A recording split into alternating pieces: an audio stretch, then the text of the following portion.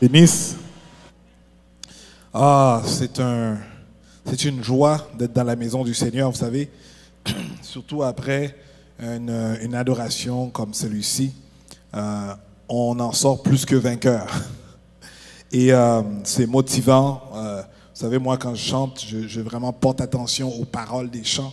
C'est ces paroles qu'on demande à Dieu de nous laisser faire en sorte que ces paroles puissent nous transcender et faire en sorte que nous puissions être cette parole qui sont dites et qui sont récitées, qui sont en relié directement à la parole de Dieu, qui nous fait comprendre qui nous sommes et également ce que nous avons droit en tant qu'enfants de Dieu. Donc, on est vraiment content que Pasteur Donnelly est de retour avec nous et sa famille. Ils sont bien sains et saufs et tout s'est bien passé. Vous savez, comme qu'il a mentionné tantôt, la mission de l'Église ici, c'est vraiment donner la capacité à tout le monde d'aimer, de connecter, de servir. On est dans une série de messages qui vraiment parlent à propos de connecter. On avait abordé le thème d'aimer et maintenant on est dans le thème de connecter, de vraiment se connecter avec Dieu. Et j'ai dit que lorsque je suis connecté avec Jésus et que j'apprends sa parole, je vis la meilleure vie qui peut exister. Je comprends le sens et l'importance de la pertinence de les saisons d'incompréhension. Vous savez, c'est vraiment dans les moments d'incompréhension, les moments noirs, les moments où est-ce qu'on ne comprend pas qu'est-ce qui se passe, qu'on a besoin de comprendre la parole de Dieu parce que c'est elle qui nous permet de nous tenir debout et nous donne cette espérance qu'on va passer au travers. Vous savez, lorsque tu es connecté avec Jésus, il sait ce dont tu as besoin. Et lorsqu'on parle d'être connecté avec Jésus, on avait dit c'est vraiment dans le concept où est-ce qu'on est relié avec lui. Non seulement qu'on est relié avec lui, mais il est relié avec nous également. La Bible nous fait savoir que Christ, lorsqu'on accepte Jésus-Christ, il vient faire son habitat en nous, mais également il nous demande à nous également d'être en lui. Et c'est ce mystère-là que nous voulons vraiment aborder et faire en sorte qu'on puisse au moins comprendre une partie de la portée de cette compréhension-là et de vivre ces éléments vraiment de relation, d'intimité que nous avons, de cette proximité que nous avons avec Jésus-Christ. Vous savez, notre première relation avec Dieu, c'est vraiment celle de Sauveur, de Messie. Et la deuxième qu'on avait parlé, on avait dit que c'est celle en fait de Seigneur, celui de Adonai, celui qui est notre maître, il est notre gouverneur, il est notre propriétaire.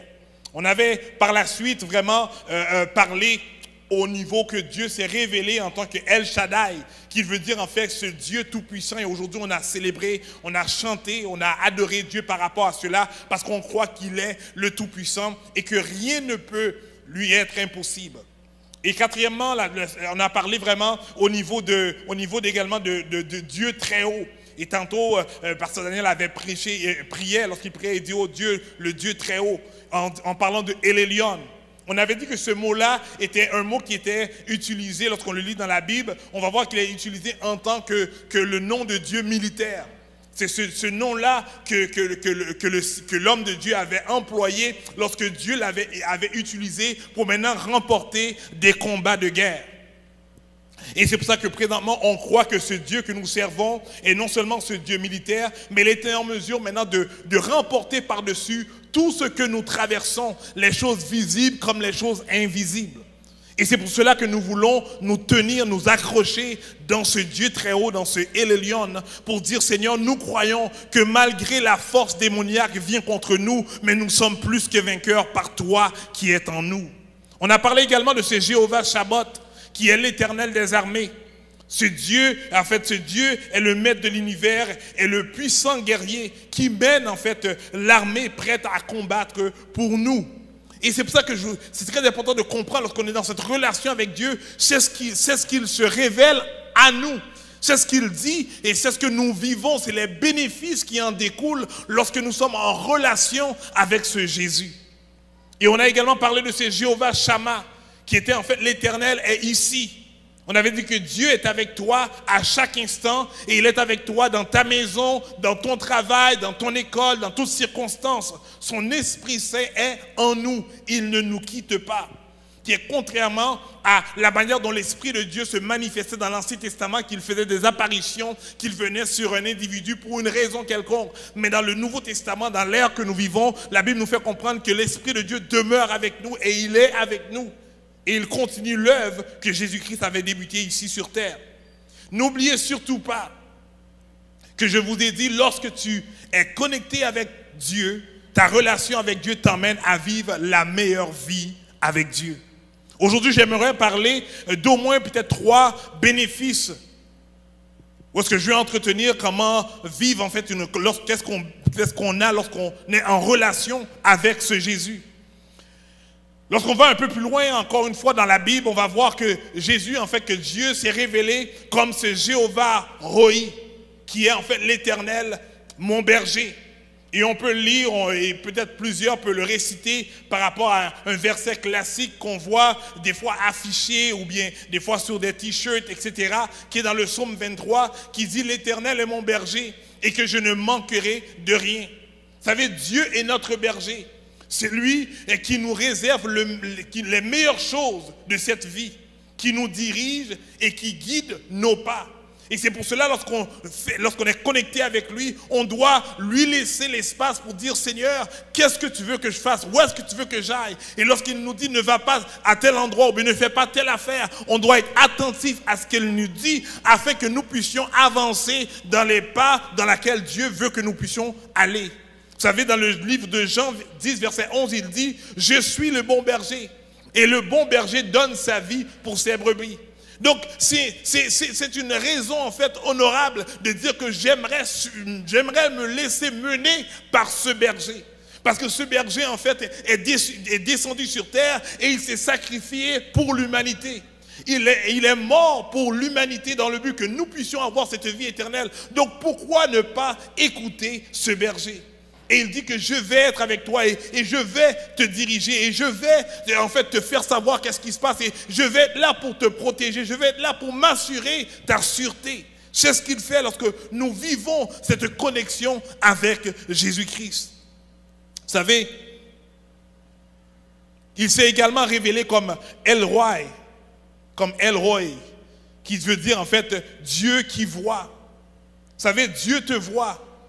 Il voit chaque situation difficile de ta vie, chaque défi, chaque humiliation, chaque souffrance. Et il ne reste pas insensible. Notre Dieu est un Dieu omniscient. Il voit tout et il connaît tout. Vous savez, dans le livre de Genèse 16, de verset 13, il dit, Agar se demanda, ai-je réellement vu ici même celui qui me voit? Elle appela l'Éternel qui lui avait parlé le nom de Altal El Roi. Ici, c'est le contexte où est-ce que, lorsque Saraï, la femme d'Abraham, elle avait décidé de donner en fait sa servante comme femme parce qu'elle n'arrivait pas à avoir d'enfant, bien que Dieu l'avait promis qu'elle aurait un fils. Et par la suite, ils ont conçu un enfant et lorsqu'elle est devenue enceinte, automatiquement, on voyait comme si qu'elle était méprisée. Et de là, elle a décidé en fait de quitter où est-ce qu'elle était. Elle a décidé de quitter. Et lorsqu'elle s'est enfuie, et elle a dit qu'elle ne voudrait pas retourner, et même Abraham avait dit, tu sais quoi, fais ce que tu veux avec ta servante par rapport à ce qui se passe. Et de là, elle est partie, mais de là, et c'est vraiment extraordinaire ce texte, parce qu'on savait que dans l'Ancien Testament, Dieu était venu pour le peuple d'Israël, était venu pour le peuple hébreu. Et maintenant, on parle de Agar, en fait, qui est une Égyptienne, qui est une servante, qui ne fait même pas partie, en fait, de la famille, en fait, hébraïque, de la famille en fait juive dans laquelle Dieu était venu chercher pour qu'il puisse être la lumière du monde. Et c'est pour ça qu'aujourd'hui, qui n'est pas en fait difficile à comprendre lorsque Dieu dit que je suis venu pour toutes les nations, parce que même dans l'Ancien Testament, il venait également, même lorsqu'il était venu pour un peuple spécifique, mais il était toujours attentif aux autres peuples, à les individus qui voulaient chercher sa face. Et de même manière que Dieu a entendu la prière d'Agar pendant qu'elle était dans cette souffrance, elle ne savait pas que faire, mais Dieu lui a dit retourne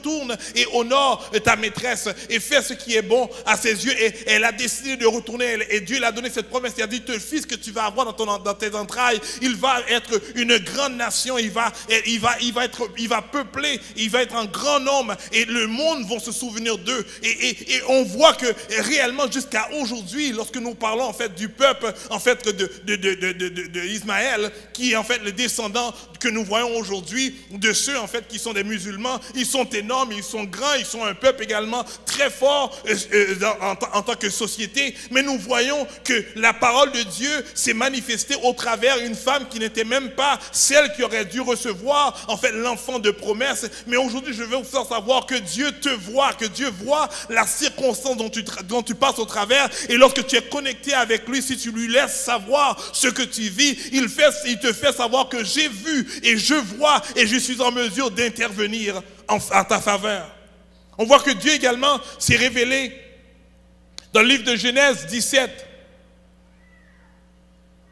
Il s'est révélé à Abraham, comme j'avais mentionné, comme le Dieu tout-puissant, comme le El Shaddai. Mais dans le Genèse 22, verset 14, il dit à Abraham, ce lieu-là, il appela Jéhovah Jireh, le Seigneur pourvoira.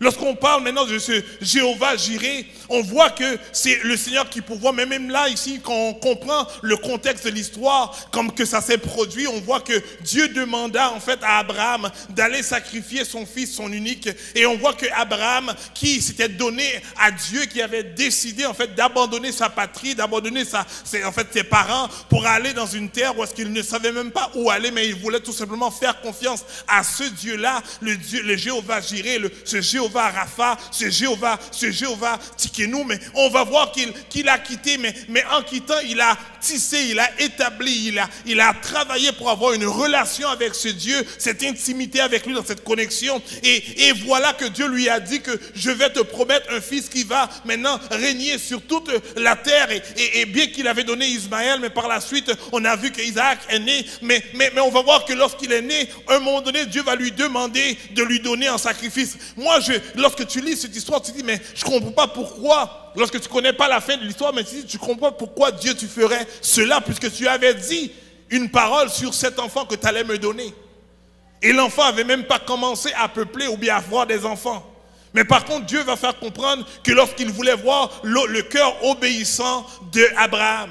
Et aujourd'hui, lorsqu'on est dans cette connexion avec Dieu, on doit avoir ce cœur obéissant à Dieu. On doit avoir ce cœur qui a ce désir d'obéir à Jésus-Christ. Et lorsqu'on a ce cœur qui désire d'obéir à Jésus-Christ, la parole va nous faire comprendre que de même manière que Dieu avait pourvu dans la situation d'Abraham, lorsqu'il avait fait confiance à Dieu et allé jusqu'à vraiment tuer son fils ou sacrifier son fils, mais Dieu a dit, il a pourvu maintenant le sacrifice, ne mets pas ta main sur cet enfant, parce qu'il voulait voir jusqu'à où Abraham pourrait aller. Je vous fais savoir que faites confiance à ce Dieu, faites confiance à ce Jésus que vous êtes connecté avec lui dans les circonstances jusqu'à la fin. Faites-le confiance parce qu'il est en mesure d'intervenir même à la dernière minute ou à la dernière heure.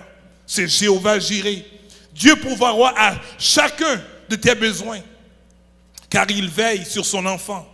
Il veille sur ses enfants. Vous savez, lorsqu'on parle de ce Jéhovah Jireh, lorsqu'on parle que Dieu prendra soin, lorsqu'on parle de Jésus-Christ, il nous fait comprendre que Jésus-Christ, en fait, est ce roi qui règne. En fait, on dit qu'il est le roi des rois. Il est celui qui règne, en fait, dans l'univers. Et lorsqu'on prend ce contexte de roi, on comprend qu'un roi a la responsabilité de prendre soin de ses sujets, a la responsabilité de prendre soin de ceux qui font partie de ce royaume. Et si aujourd'hui, la Bible nous fait comprendre que personne ne peut venir à Dieu si ce n'est pas lui, premièrement, qui l'a appelé, si ce n'est pas lui premièrement qui l'a attiré vers lui, parce que c'était à ce moment-là qu'on l'accepte comme sauveur et seigneur. Donc on comprend le fait qu'il nous a appelés, qu'on fait partie maintenant de son royaume. Donc il se doit maintenant d'être responsable de nous. Et c'est pour cela que dans cette relation qu'on a à Dieu, on doit constamment lui faire confiance. Et dire, Seigneur, je sais que tu es en mesure. Je ne sais pas pourquoi cela arrive. Je ne sais pas combien de temps que je vais passer au travers de cela. Mais une seule chose que je sais, c'est que tu es en mesure de me délivrer. Vous savez, également dans le livre d'Exode, lorsqu'on prend Exode 15, verset 26, il va nous dire, il leur dit, si vous écoutez attentivement l'Éternel, votre Dieu, et si vous faites ce qui est droit à ses yeux, si vous êtes attentifs à ses commandements et si vous obéissez à toutes ses lois, je ne vous infligerai aucune des maladies dont j'ai frappé les Égyptiens, car je suis l'Éternel qui vous apporte la guérison. Il y a d'autres traditions, il va dire, je suis l'Éternel qui vous guérit. Donc ici, il s'est révélé au peuple comme ce Jéhovah Rapha. C'est l'Éternel en fait qui guérit. Dieu te guérit de toute maladie, de toute blessure physique, émotionnelle et même spirituelle, afin que tu puisses vivre pleinement ta vie.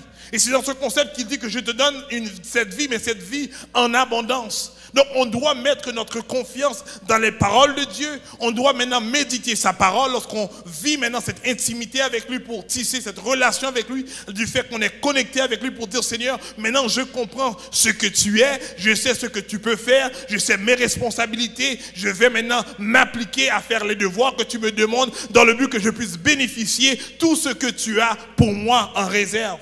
Ici, le peuple, et c'est comme si ils étaient effrayés par rapport à, parce qu'ils avaient vu ce que Dieu avait fait par rapport au display qui avait été imposé ou infligé au peuple égyptien. Mais voici, Dieu va les faire comprendre, oui, il est celui vraiment qui a fait cela, mais vous, je vous fais savoir qu'aucun de cela peut vous atteindre. Et c'est pour cela qu'aujourd'hui, lorsqu'on déclare que je suis guéri dans le nom de Jésus-Christ, c'est parce que nous comprenons le sacrifice de Jésus-Christ à la croix. Nous comprenons maintenant l'importance du sacrifice du sang expiatoire qui a purifié non seulement tout péché, mais qu'il a dit que ce n'est pas mes meurtrissures que vous êtes guéris. Donc nous comprenons que les maladies, oui, existent, les maladies, oui, sont là, mais nous comprenons également qu'il y a maintenant une grâce, qu'il y a maintenant une faveur, une promesse dans laquelle il dit qu'il est celui qui guérit. Donc tout le monde est en mesure d'aller réclamer ces guérisons dans le nom de Jésus-Christ parce qu'il a déjà établi cela pour nous.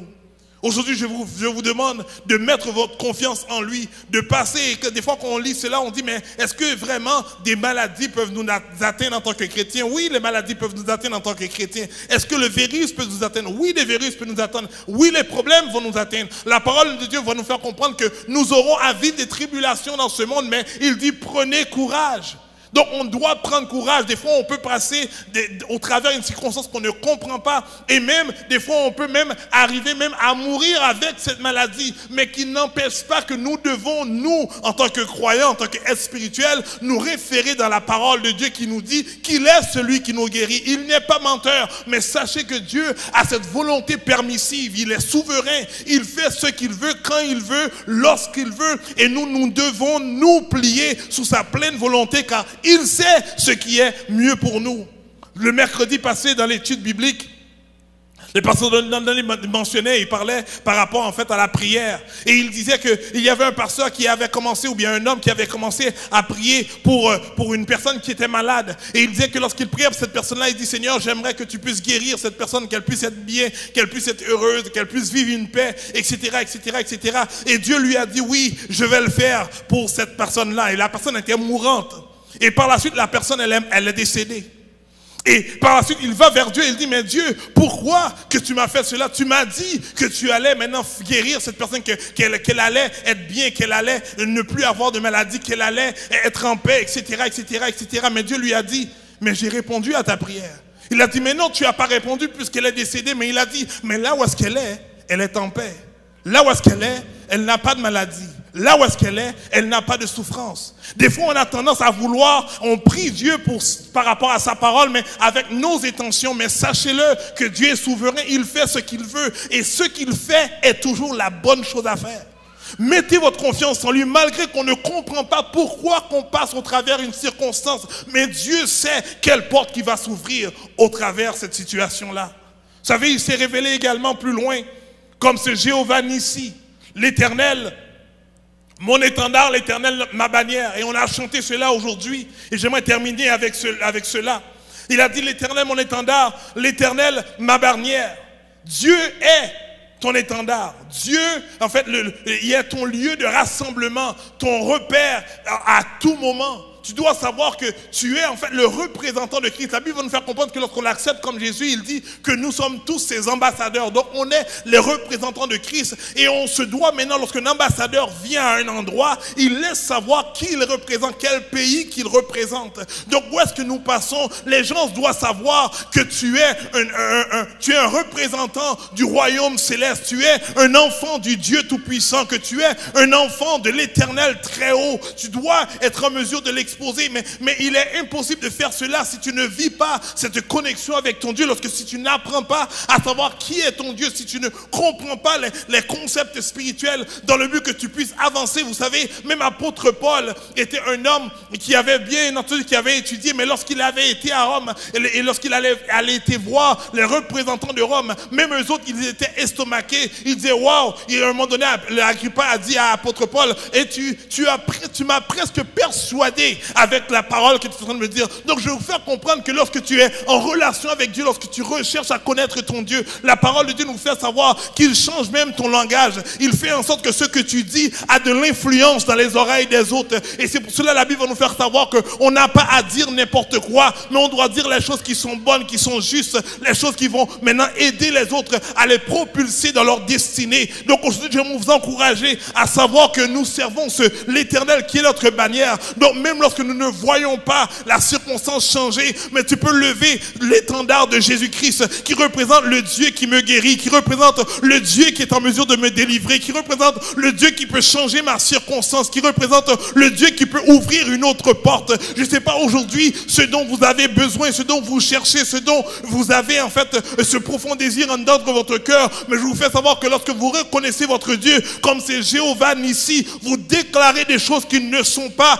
comme si qu'ils étaient, parce que la parole de Dieu nous fait savoir que toutes les bénédictions spirituelles dans le lieu céleste ont déjà été manifestées pour le peuple de Dieu aujourd'hui. Donc c'est pas lorsque je réclame quelque chose que je m'attends qu'elle puisse arriver dans le concept spirituel, mais je déclare qu'elle se manifeste et qu'elle est réalité dans le concept spirituel, et nous attendons maintenant son efficacité dans le concept physique. Mais lorsque je lève ma bannière, je dis qui mon Dieu est, mais mon Dieu n'est pas contenu dans le temps ou dans l'espace. Donc ce qu'il est, il est d'éternité en éternité. Donc dans le moment où est-ce que je le dis, Dieu l'est déjà dans le moment où est-ce que je vais le voir se manifester sur la terre. Mais nous devons, nous en tant qu'enfants de Dieu, vivre notre foi, vivre par l'Esprit de Dieu qui est en dedans de nous, et être ce représentant de l'Éternel des armées en élevant notre bannière, en élevant notre étendard pour déclarer qui je suis. Je suis la lumière du monde. Je suis le sel de la terre. Je suis celui qui peut faire un impact dans mon milieu. Je suis celui qui va faire en sorte que les yeux vont être fixés, vont regarder Jésus-Christ. Je suis celui qui va ramener les personnes qui sont perdues vers cette admirable lumière. Tu dois le déclarer. Même si que dans la société, tu vois que les choses vont autrement. Mais je te dis, lorsque tu déclares des choses, même lorsque tu ne le vois pas, elles se manifestent dans le nom de Jésus. C'est pour ça que là, vous qui êtes ici, peut-être que vous avez des membres de famille, peut-être que vous voulez que ces personnes-là puissent accepter Jésus-Christ. Je vous dis, déclarez-le que mon père est sauvé. Déclarez-le que ma femme a accepté Jésus-Christ. Déclarez que mon fils est sauvé, mon fils est dans le royaume. Déclarez ces choses-là. Déclarez, comme qu'on a fait ce matin, que mes enfants, nos enfants vont réussir à l'école. On doit déclarer ces choses-là parce que nous savons qui nous servons. Nous servons, c'est l'Éternel des armées, ce Dieu notre bannière. Lorsque nous déclarons qu'il est en accord avec sa volonté, il est, et ça se manifeste dans le temps convenable. Aujourd'hui, j'aimerais vous encourager à être des êtres spirituels qui a ce désir d'être connectés avec Jésus et de vivre cette relation, cette intimité avec Jésus. Et de apprendre à le connaître. Et en apprenant à le connaître, en écoutant, être attentif à sa parole, et de appliquer notre vie selon ce qu'il nous dit. Et là, nous allons voir toute la différence par rapport à qui nous sommes ici-bas sur terre. Parce que nous n'allons pas avoir la mentalité de l'individu qui vit par la chair, par les désirs charnels, les désirs naturels. Mais nous allons vivre par ceux qui désirent vivre par les désirs de l'esprit. Et qui va nourrir maintenant cet esprit en dedans de nous, afin que nous puissions représenter Jésus-Christ, et en sachant qu'il est notre Dieu tout-puissant, qui règne dans nos vies. Aujourd'hui, j'aimerais vraiment vous encourager à servir Dieu, à rester connecté avec Jésus, et à vivre pleinement votre vie dont il a désiré pour vous. Et si vous avez ce désir de le faire, je vous assure que nous allons vivre ensemble cette expérience. Où est-ce que Dieu veut nous emmener veut nous emmener, j'allais dire, à un autre niveau, mais vraiment veut nous emmener en profondeur, en connaissance et en sagesse, afin de voir la gloire que Dieu veut se manifester au travers de nous. Pendant qu'on termine, que je demande à l'Assemblée de vouloir se tenir debout, où est-ce qu'on va terminer avec cette prière?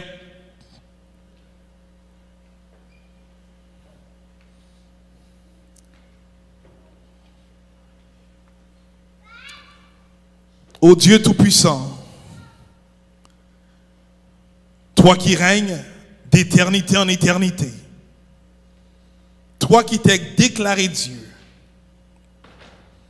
et aujourd'hui, Père, nous voulons confesser que tu l'es, tu es Dieu, tu es le roi des rois, le Seigneur des seigneurs. Père, nous désirons vivre cette relation avec toi, cette intimité avec toi. Nous voulons être connectés avec toi comme que toi, tu as tout fait pour être connecté avec nous. Afin que nous puissions marcher jour et après jour en collaboration, en accord avec ta parole. Seigneur, permets que nous puissions voir, Père, les signes qui accompagneront les croyants. Père, dans notre famille, dans notre milieu, dans notre environnement. Père, fais en sorte que nous puissions être le sel de la terre, la lumière de ce monde. Père, que Jésus-Christ puisse être notre bannière, notre étendard. Et Père, qu'on ne puisse point avoir honte de toi, mais au contraire, avoir cette hardiesse, sachant que l'évangile est une puissance pour le salut de quiconque croit. Aide-nous, Père, de ta foi au travers de nos paroles, qu'elles puissent, Papa, aller chercher nos enfants, qu'elles puissent aller chercher nos amis, aller chercher nos familles. Père, ici même, Papa, ce matin même, nous les réclamons pour toi dans le nom de Jésus. Nous disons, Père, au Dieu que toute force démoniaque ou maléfique, Père, qui les empêche de te voir, Père, tout ce qui voile leurs yeux, Père, nous déclarons que le voile est déchiré tel qu'elle a été faite, Père, à ta crucifixion. Et nous les réclamons, Père, dans ton royaume, dans le nom de Jésus. Parce que c'est la volonté du Père. Il est venu non dans le but que tout le monde puisse périr, mais son objectif c'est que pour que tout le monde puisse obtenir cette vie éternelle. Tu dis que tu tardes ta venue pour une simple raison, parce que ton désir c'est que pour le plus grand nombre puisse t'accepter comme Sauveur et Seigneur. Donc ce matin, Père, nous réclamons, Père, les membres, les proches, Père, dans la société, nos collègues, Père, nous te prions dans le nom de Jésus que nous puissions être un aimant qui attire les gens à toi par rapport à notre relation avec toi, par rapport à notre connexion avec toi. C'est dans le nom de Jésus que je prie. À toi revient la gloire et l'honneur dans tous les siècles. Amen. Passez un excellent dimanche. Je vous aime dans le nom de Jésus-Christ. Quittez ce lieu et déclarez que je suis sauvé, déclarez que je suis victorieux, déclarez que la délivrance est chez moi, déclarez que le changement, une transformation se fait dans mes enfants, déclarez que nous sommes la tête et non la queue, nous sommes les premiers et non les derniers. Élevez la bannière de Jésus-Christ partout où est-ce que vous passez, dans le but que vous puissiez représenter qui il est dans ce monde terrestre, pendant que vous réclamez des choses spirituelles qui se manifestent dans vos vies. Partez avec le nom de Jésus-Christ. On se voit la semaine prochaine, Dieu voulant, dans le nom de Jésus.